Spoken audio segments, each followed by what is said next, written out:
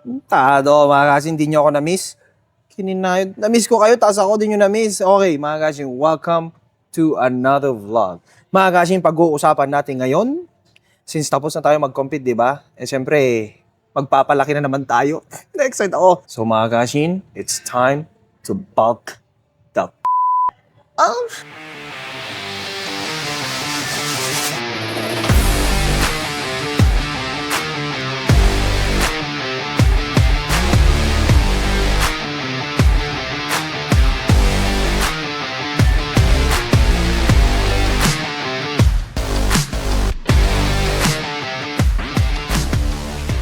Bulk the F up. Ganun pala dapat. Kasi yung voice, di ba, dapat matatag. Dapat talagang palaban. Like, alam mo yung basta yung kulay itim na maro yung ngipin. We are Venus.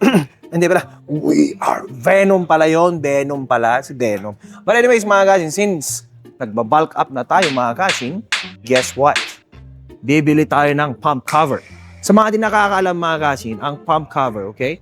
Ang pump cover kasin is para matago yung pump, kaya nga pump cover eh. Paano pump cover kung nakalabas naman? So, ang dami dito, mga kasin, no? So, mamimili tayo. And mga kasin, if you guys don't know, nandito yung coach ni C-Bam dati. Ayun, nasa likod ko. So, siyempre, maging creepy naman ako pag ano. And Derek Lunsford, mga kasin, nandito rin siya, yung Olympia, mga kasin. And nandito lahat yung mga Olympians natin, mga kasin. So, yeah, nahihiya ako. Nandun noon, laki. Boy, nakita mo sa likod. Yun, blurred kasi. Ibang blurred yun. Tantado. So, yun mga kasin, pili tayo. So, bibili tayo mga kasin. Ang iniisip ko dito, itim. So, ito mga kasin, oh, pogi. Mga kasin, oh, pogi. So, bibili tayo na ito. So, hanap tayo ng magandang size. Mga kasin, fit check. Pump cover mga kasin. Yan. So, it's gas. Tado ang angas, boy, no? So, this is the first fit, mga kasin. So, next one, mga kasin, is this one. This compressions, mga kasin. We're done with the compressions for now. Nasa mga pump cover na tayo, mga kasin. It's the same brand. Okay? So, kung nakita nyo sa mga mga kasin, yung mga nasa likod yan. If you guys can see that one, mga kasin, those are Olympia. Okay? Nivea, mga kasin. Kasi, mga kasin, isa ako sa mga endorser ng Nivea. Tingnan nyo to. Boy!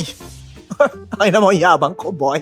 And then, we also have this one, mga kasin. So, this is Legacy. Yan. So, medium size. Ito, mga kasin. So, yeah. Tsaka, mga kasin, nandito si Terrence Ruffin. If you guys don't know who that is, mga kasin, Olympia. I'm with Terrence.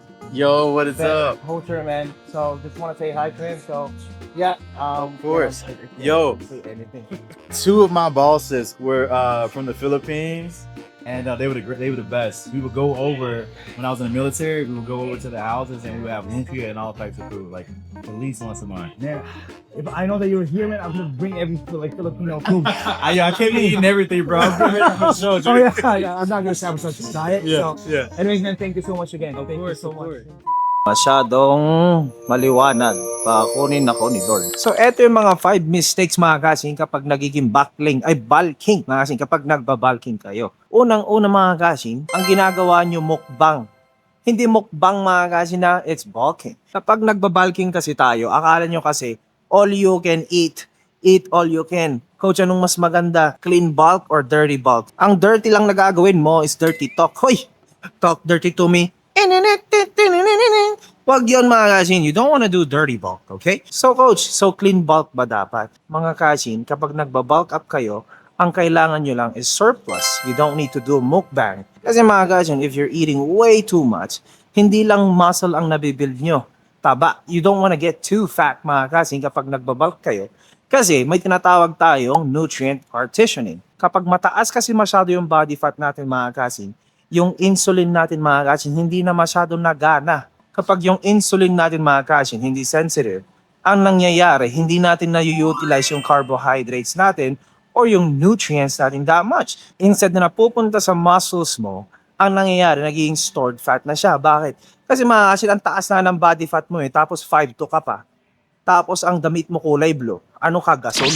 Huwag kang maging gasol, boy. So coach, kailan ako magbabulk? Mag-bulk ka, mga kasin, if your body fat is low. Kapag mataas yung body fat mo, mga kasin, wala kang karapatan, ha? Tado, akala mo lang wala, pero meron. Diba yun? Pero wala kang karapatan mag-bulk mga kasin if your body fat is too high. Diba nga mga kasin, sabi ko, hindi maganda yung absorption ng nutrients kapag masyado kang mataba. First rule of bulking mga kasin is don't dirty bulk.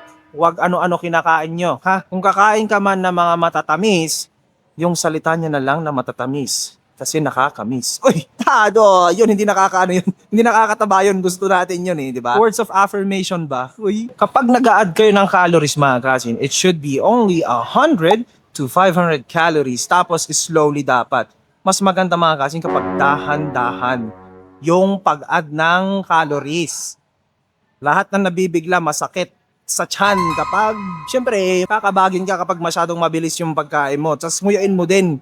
Wag yung puro lunok. Ha? Chew your food. Okay? Take your time eating mga kasin kasi digestion is the key. So coach, paano may improve yung digestion natin? Eat your fiber. Ano yung fiber mga kasin? Hindi yung internet. Fiber food mga kasin, yung gulay, pipino pala. Pipino pala yon, pipino yon, tapos prutas mga kasin, yung mga cocomelon, ay yung mga melon, wala pa ng fiber yun, no? Basta may mga pagkain na maraming kung afford natin mga kasin, blueberries, mga ganon. Pero if not, chiko, lungboy, bayabas, mangga, nagado. Kung kininayan, sabi ko, ang dami. Coach, paano naman sa protein, mga kasin? Sa protein, if you are bulking up, hindi nyo kailangan kumain ng excess protein. 1 gram per pound of body weight, mga kasin, or even 0.8 is enough, mga kasin, for you to build muscles. Bakit naman? Meron kasi tayong tinatawag na protein sparing effect, mga kasin, na kung kunwari, kinulang ka ng, let's say, 30 to 40 grams na protein, meron kang carbs, mga kasin, na tutulong para mag-take over kung saan ka man nagkulang. Kaya ka iniiwan eh. Dami mong pagkukulang eh. Iba ba? Protein lang pala usapan, no? So, yun mga kasin, you don't have to overdo it. Coach, paano naman yung supplement? Hindi mo kailangan na masyado ng supplement mga kasin. Again, if you think mga kasin na yung supplement is yan yung mag-change ng physique mo, you're wrong. Okay, mga kasin? Alam mo kung bakit? Kasi ang supplement mga kasin is to support your nutrition. Hindi siya meal replacement. Kaya huwag niyo akong tanongin na coach, pwede bang mag-mass gainer or mag-protein powder or mag-creatine? Mga kasin, that won't do a lot of things for you. Mag-grow kayo mga kasin if you are eating on a slight surplus. Ibig sabihin nun, mas mataas ng konti yung calories mo and then you pair it with strength training or resistance training. Pero yung resistance training mo dapat mga kasin, you should push yourself harder. Harder pala. Kasi walang point mga kasin yung mga kinakain nyo if you're not stimulating your muscles. Paano ba i-stimulate yung muscle?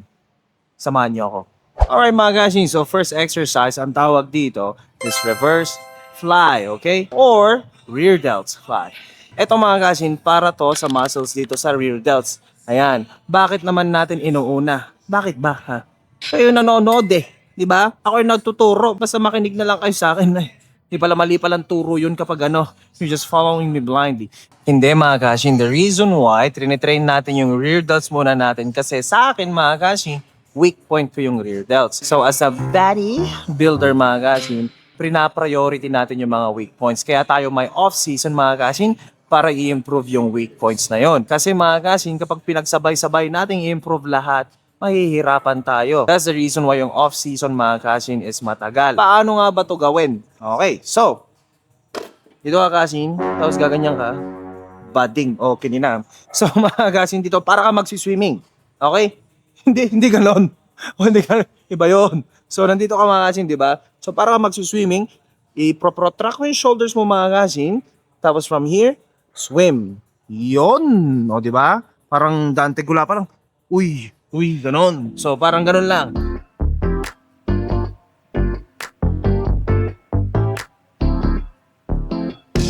Alright mga kasin, as you guys know, paulit-ulit tayo mga kasin. If you wanna get good at something, paulit-ulitin nyo. Next na workout natin mga kasin is lat pull down. So, lat pull down mga kasin, so anything na paganto. Okay? That will help you widen your back mga kasin para gusto mong lumapad. So ito yun mga kasin, width. So anything na paganto. So mga kasin, if you are training back, okay, use a damn lifting straps. Coach, gusto kasi 2-in-1. Ang 2-in-1, gusto mo i-train yung forearms mo and your back at the same time? Tantado, may tinatawag tayong training of specificity. Mga kasin, if you wanna grow your forearms, hindi magaloon. asustado kasi mga kasin, if you want to grow your forearms, train your forearms. Ang priority natin mga kasin is palaparin yung likod. We're not really prioritizing your forearms. And syempre, hindi natin pina-priority yung forearm, di ba? That's why we're using the lifting straps. Bakit naman? Kasi ang unang bumibigay isa ko. Ang unang bumibigay mga kasin kapag nagtitraining tayo ng back is your grip. So instead na ma-push mo pa mga kasin yung sarili mo to train harder, to pull more weight mga kasin, hindi mo makakaya kasi nga gumigive up na yung forearms mo. So nag-give up na yung forearms mo pero yung likod mo hindi pa. And guess what? You're leaving gains. So use a lifting straps. And this will lead to number 2 mistakes mga kasin kapag nagbabulk kayo. You're not training hard enough. Karamihan sa atin mga kasin, we do have the lack of intensity. Coach, ano kasi ako gusto ko safe. Safe. If your form and technique is good mga kasin, then you're safe. Ganito ang mag-train ng close to failure. O di ba karamihan sa inyo, pag nandito na kayo sa rep na to, tumitigil na kayo because you're feeling the burn. No! You gotta keep going mga kasin hanggang sa malapit mo na siyang hindi mabuhat because you wanna train close to failure. Isa pa. Okay. So dapat mga kasin sa mga sets nyo, you should train close to failure kasi walang reason na mag-grow yung muscles nyo kapag hindi siya na-challenge. Kung yon pampalapad mga kasin, ito pampakupal. Pampakapal pala mga kasin. So it will make your back thicker. Pampaganon mga kasin. Okay, dito. So any type of row mga kasin, na yung elbows natin, papunta dito, pampakapal yan ng likod. The reason why I'm telling you this in a very simple way, kasi if I explain it mga guys in a very scientific way, di nyo ako magigets. Simplahan lang natin, kasi doon tayo kung saan nyo maiintindihan. So since mainit-init na tayo, mga guys, ibig kong sabihin, warm na. We don't have to warm up here anymore, mga guys. That's why we're gonna go 2 sets lang dito, mga guys. Doon kasi kanina, when we do our lat pull down, nag 4 sets ako doon. Bakit? Because I want to warm up my shoulders, I want to warm up my back.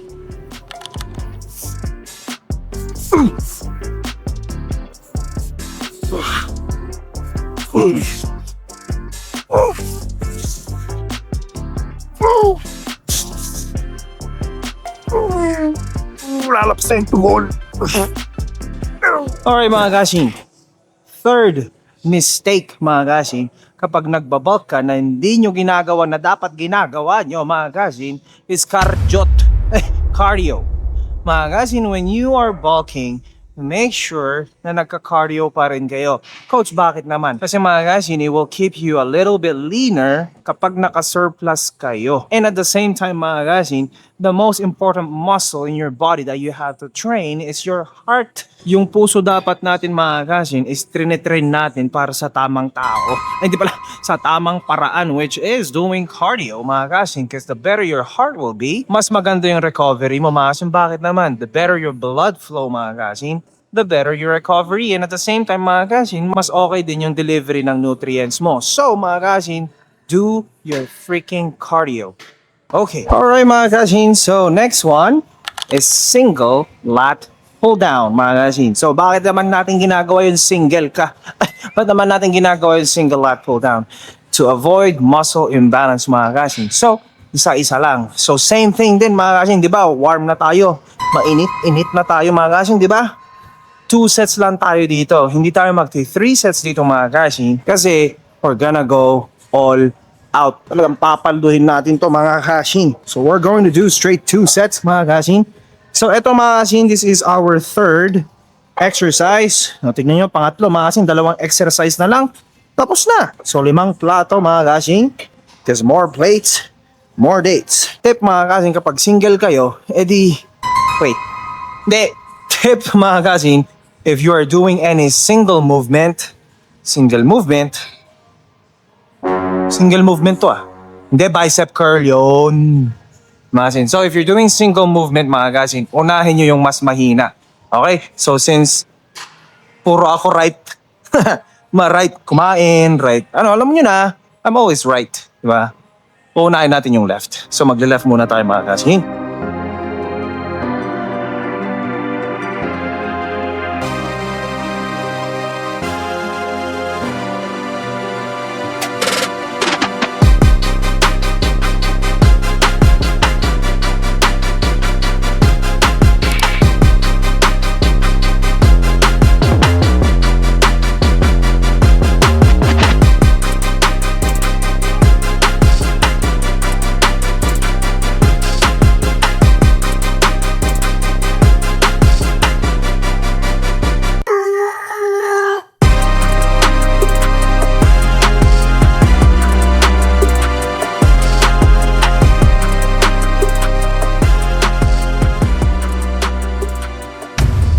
Okay.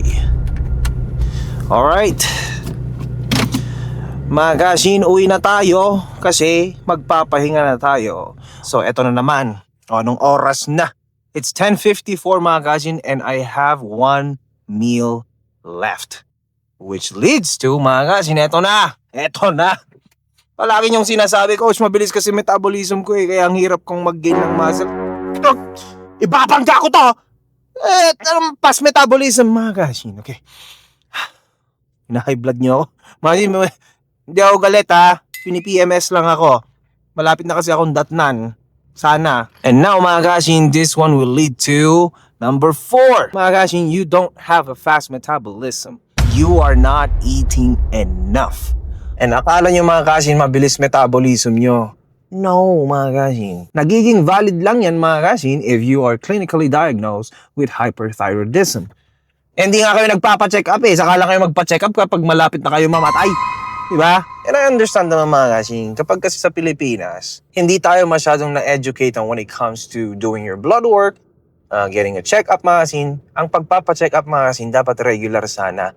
And of course, I understand na dyan may pagkamahal. Hindi ko dinidisregard yon. But if you have the means mga Kasin na magpa-check up, do it. Kasi dun yung makikita yung base level nyo. So eto na. Coach, malakas naman akong kumain Sure, malakas kang kumain mga Kasin, pero hindi siya consistent. Minsan sa umaga lakas mo kumain. Tapos tanghali di ka nakakain. And then you expect mga Kasin na mag-grow ka. Ano ka, halaman? Ha? Photosynthesis yarn? In order for you to get bigger mga Kasin, you gotta eat more. Coach, ang dami ko na ang kinakain di na ako lumalaki. You eat more. Coach, paano ko malalaman na ganito yung calories ko?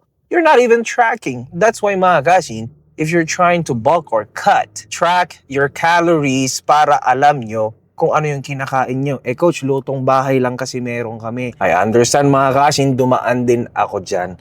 Coach, budget kasi yung problema Mga Kasin, nung nag-aaral ako, I prioritize simple foods. Akala nyo kasi mga Kasin, sobrang mahal ang mag-bulk. Well, mga Kasin, it doesn't have to be expensive, okay? Kung budget ang pinag-uusapan mga Kasin, there are a lot of ways how to make money. Let's be honest here mga Kasin, linilimitan nyo lang kasi yung sarili nyo para gumawa ng income. Kasi mga Kasin, tignan mo, kung meron kang panggala, may pambili ka ng vape. Kasi tignan mo mga Kasin, I'm not trying to be your financial advisor. Binibigyan ka naman ng allowance. Tapos yung allowance na yun mga Kasin, where do you put it?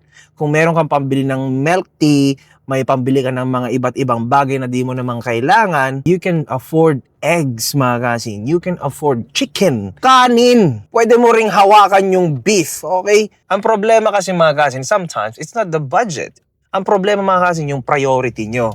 Minsan, kung ano-ano binibili nyo. If the goal, mga Kasin, kung yung goals mo is really important, you will make way. Kasi kung hindi siya ganun ka-worth it, mga Kasin, you will not make a way.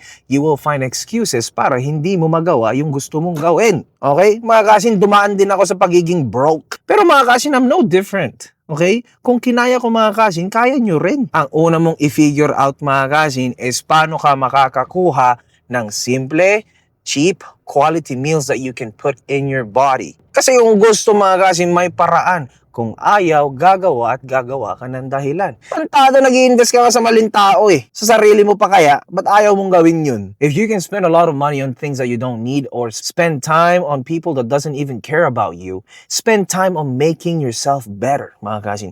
Spend time on the things that matter to you. Kasi mga Kasin, at the end of the day, aside from gabi, walang tutulong sa'yo kundi sarili mo. Because your goals, mga Kasin, it doesn't care if you're tired. It doesn't care kapag wala kang budget. It doesn't care anything. So what you have to do mga Kasin is, Daddy, chill. One step at a time mga Kasin. So kung wala tayong budget, try to find jobs mga Kasin. Try to find work. Trying to find ways how to make income. And then if you're in a position mga Kasin na you have the buying power to afford better meals, then done.